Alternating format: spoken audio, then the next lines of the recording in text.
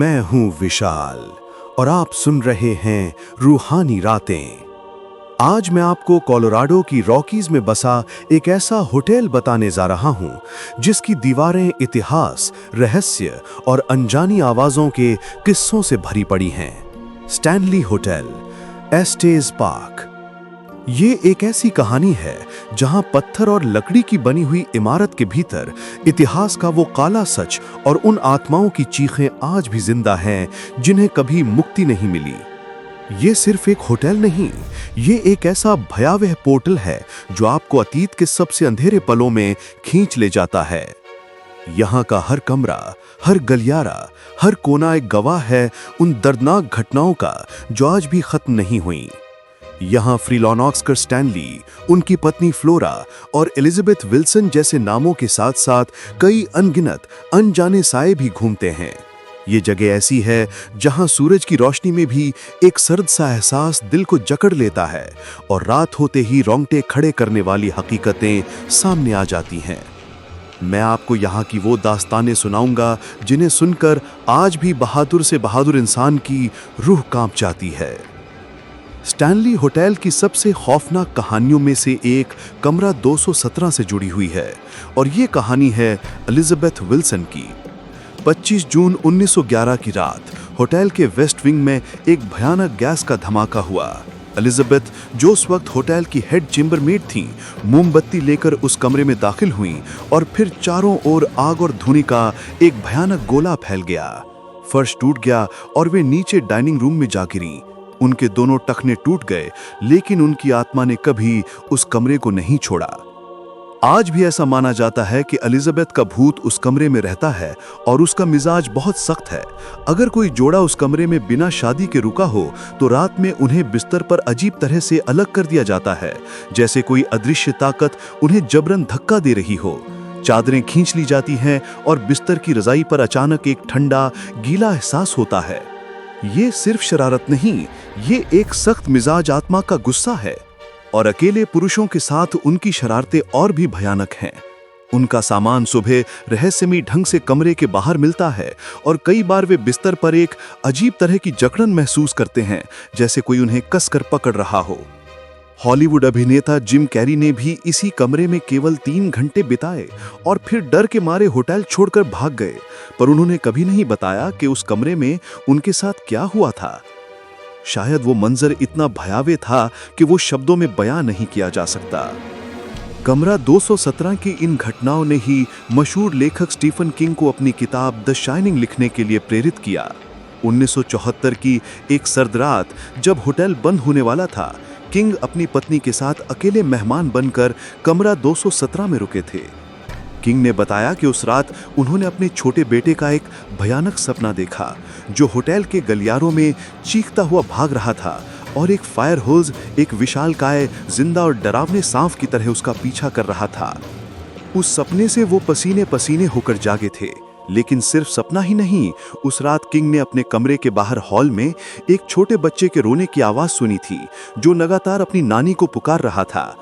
ये कोई भ्रम नहीं था, ये उन अनगिनत आत्माओं में से एक का सच था जो आज भी होटल के गलियारों में भटकती हैं। लेकिन कहानी सिर्फ कमरा 217 तक सीमित नहीं है। चौथी मंजिल तो होटल का सबसे भयानक हिस्सा है। एक समय ये स्टाफ और बच्चों के रहने की जगह हुआ करती थी और आज भी यहाँ उन बच्चों की आत्माएं भटकती हैं। कमरा 418 से अक्सर बच्चों के खेलने और हंसने की आवाजें आती हैं, लेकिन वो हंसी किसी मासूम बच्चे की नहीं बल्कि किसी शैतानी आत्मा की लगती है। कई बार मेहमानों ने अपने बिस्तर पर बच्चों के लेटने के निशान देखे हैं।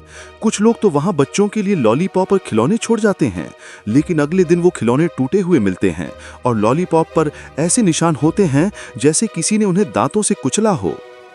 कमरा 407 में लॉर्ड डनरिवन का भूत रहता है, जिनसे होटल की जमीन खरीदी गई थी। यहाँ की लाइटें अपने आप जलती बुझती हैं और लोगों को अचानक किसी के बाल खींचने का एहसास होता है। कई लोगों ने खिड़की में उनके चेहरे की एक भयानक परछाई भी देखने का दावा किया है। कमरा 428 में काउबॉय का भूत रहता है, रॉकी माउंटेन जिम न्यूजेंट, जो एक डाकू था। यहाँ के मेहमान अक्सर बिस्तर के पास किसी के खड़े होने का एहसास करते हैं। एक भारी ठंडी उपस्थिति महसूस होती है जो सांस लेने में भी मुश्किल पैदा करती है। कुछ महिला मेहमानों ने तो ये भी दावा किया है कि किसी अदृश्य ताकत ने उन्हें गलत तरीके से छुआ है, जैसे कोई भयानक आत्मा अपनी भूख मिटा रही हो।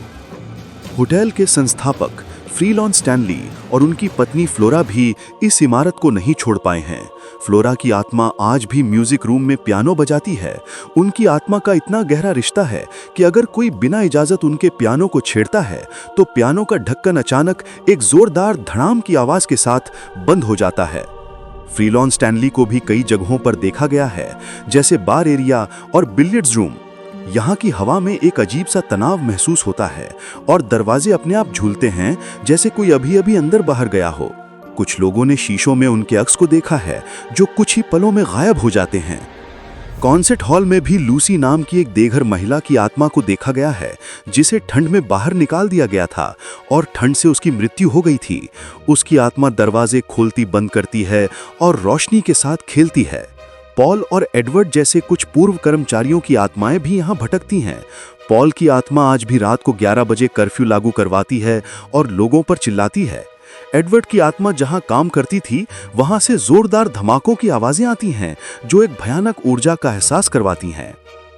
होटल के नीचे की सुलंगें और तहखाने शायद सबसे भयानक जगह हैं।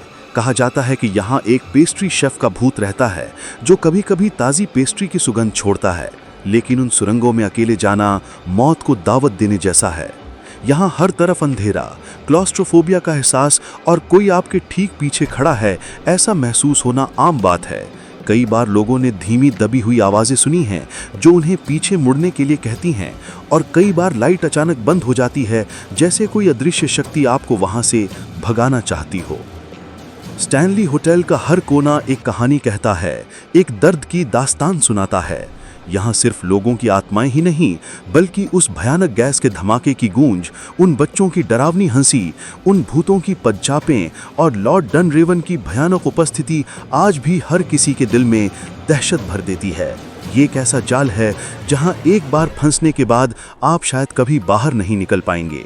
ये होटल बस एक इमारत नहीं, ये एक जिंदा नरक है जहाँ अतीत और वर्तमान के बीच कोई फर्क नहीं है। तो जब आप अगली बार किसी पुराने होटल में जाएं और उसकी खिड़की से बाहर पहाड़ों को देखें, तो याद रखिएगा, कुछ जगहें सिर्फ पत्थर और लकड़ी नहीं होती, वे अपने अतीत की गूंज और अपने रहने वालों की यादें समेटे रहती हैं। और स्टैनली होटल में जो कुछ भी संजो रखा है, वो आज भी लोगों को खींचता है। भले आप भूतों पर यकीन करें या नहीं, इन कथाओं का जिंदा रहना हमें उन भयानक अनुभवों को याद दिलाता है जिनका असर कई पीढ़ियां देखती और सुनती रही हैं।